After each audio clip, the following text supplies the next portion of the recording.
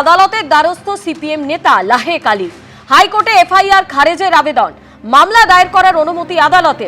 মামলা দায়ের করে আদালতে দৃষ্টি আকর্ষণ করার পরামর্শ বিচারপতি সৌগত ভট্টাচার্যের।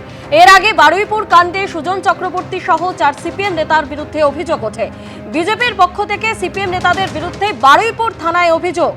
অপরাধমূলক ষড়যন্ত্র, প্ররোচনা, মিথ্যে খবর প্রচারের অভিযোগে দায়ের সুজন চক্রবর্তী, লাহেক আলী, মোনালিসা সিনহা সহ 4 জনের বিরুদ্ধে অভিযোগ দায়ের করা হয়েছে। আর ইতিমধ্যে আপনাদের যেমনটা জানাচ্ছিলাম, গ্রেপ্তারি এড়াতে আদালতের দ্বারস্থ সিপিএম নেতা লাহেক আলী। হাইকোর্টে এফআইআর খারিজের আবেদন জানিয়েছেন তিনি, মামলা দায়ের করার অনুমতি আদালতের। মামলা দায়ের করে আদালতের দৃষ্টি আকর্ষণ করার পরামর্শ বিচারপতি সৌগত ভট্টাচার্য।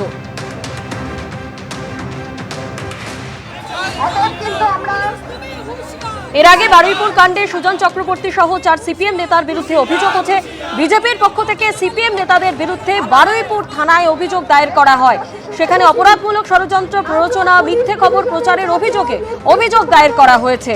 সুজন চক্রবর্তী, লাহেক আলী, মোনালিসা সিনহা সহ 4 জনের বিরুদ্ধে অভিযোগ দায়ের করা হয়েছে।